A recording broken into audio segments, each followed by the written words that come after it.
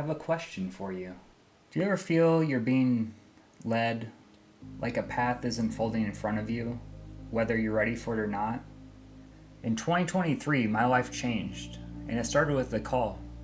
I began seeing things in the sky, orbs, lights, things I couldn't explain.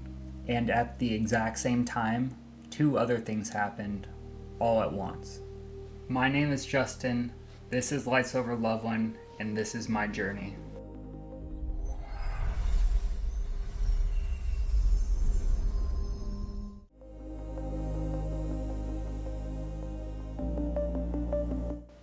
I felt this unexplainable, profound pull to grow my own mushrooms, to connect with this ancient sacred plant.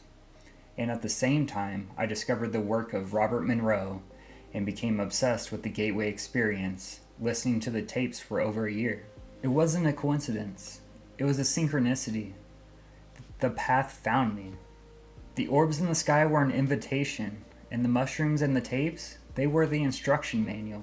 I'd been called to a path that's over 50,000 years old, and that path is called Shamanism. And in this video, I want to share what I've learned about this ancient practice and how it connects everything together. The mushrooms, the gateway tapes, the UFOs, it's all connected.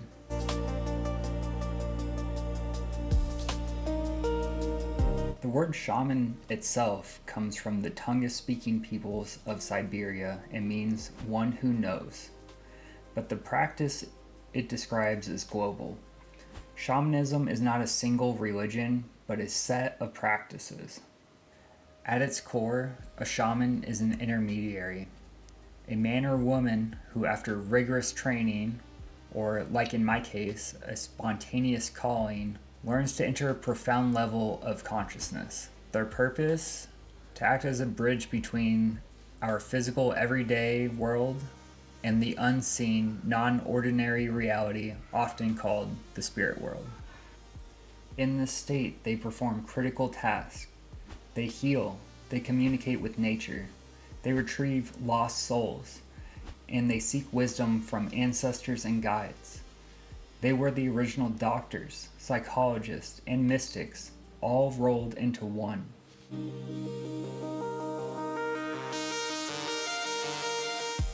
So how did they do it? Where did they go? The primary tool is sound. The shaman uses a rapid, monotonous drum beat to intentionally shift their own brainwaves. Modern neuroscience gives us a fascinating window into this. This beat, typically 4 to 7 hertz, is known to entrain the brain, guiding it from the normal beta state into a deep, meditative theta state.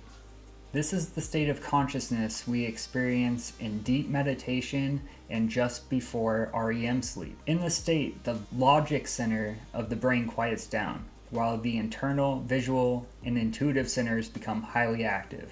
The shaman is entering a genuine, measurable, and profound trance state. And in this state, they journey.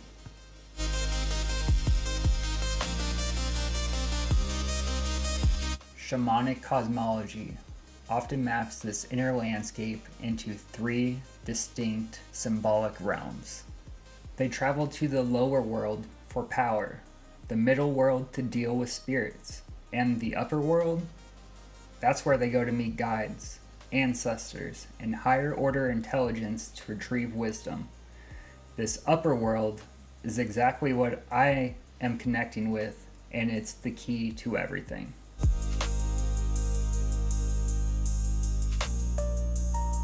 Now, look at what happened to me. I was called to 2 different technologies to get to this state. First, the mushrooms.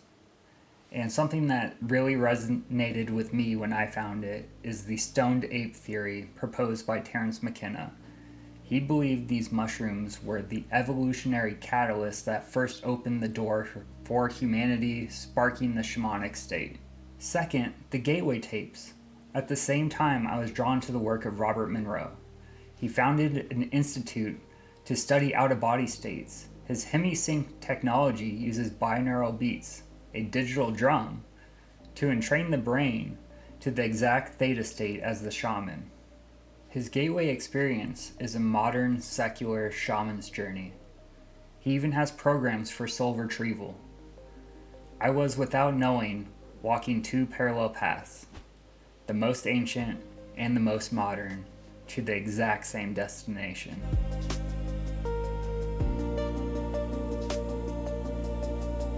Now, as I've walked this path, I've learned it's important to be respectful. In the Western world, neo-shamanism is exploding, but for many indigenous communities, this is a sacred, lifelong path, not a weekend workshop.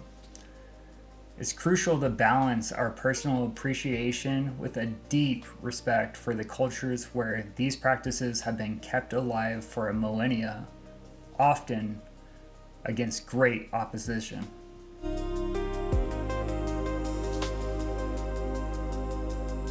So let's bring it all back to 2023. It all started at once. The external phenomenon, the orbs, and the internal tools, the mushrooms and the tapes. This is the connection. For 50,000 years, humans have used tools, drums, plants, and now audio to journey to the upper world and make contact with non-human intelligence. The shaman 10,000 years ago came back with stories of guides, ancestors, or star people. The medieval mystics described angels. What did I see? What language does my 21st century mind use for this? When I started this journey, when I followed the call, I already knew what the guides looked like because they were already showing themselves to me. I saw UFOs. I saw the orbs. This is the energy. This is what I was seeing. My upper world experiences weren't just internal. It was external too. The orbs I was seeing, the energy I was connecting with, they were the very guides the tapes and the mushrooms were teaching me to find. The forms are different, but the contents are the same.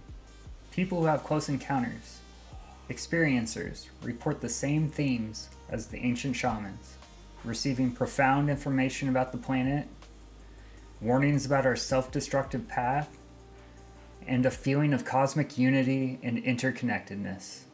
Consciousness is not just something we have. It's a place we can go, a place that can be accessed by an ancient drum, a sacred plant, or a pair of headphones. Or for people like me, by a modern encounter with something in our skies. The phenomenon is real. The question is, are we seeing visitors from another star?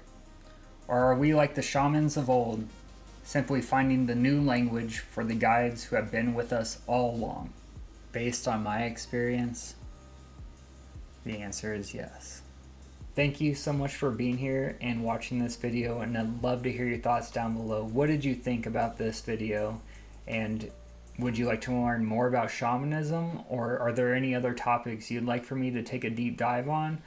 Drop your comments down below. I'd love to have more ideas of things to research and look into. I think all this is fascinating information, and just having different ways to view this information and different lenses to kind of process, and maybe one of these ideas may resonate with you more than, say, a different one that is kind of rubbing you the wrong way. I just thought this was a fascinating topic, and really this was sparked by my archaeology class, learning about ancient humans and their spiritual beliefs, and learning about shamans and how they were a highly respected part of the community, and it was perfectly normal for them to go to the spirit realm to retrieve information and bring it back to help the community. And it's funny, it's still respected in most parts of the world currently, but in the West, we think it's something that's so insane that can't happen, that someone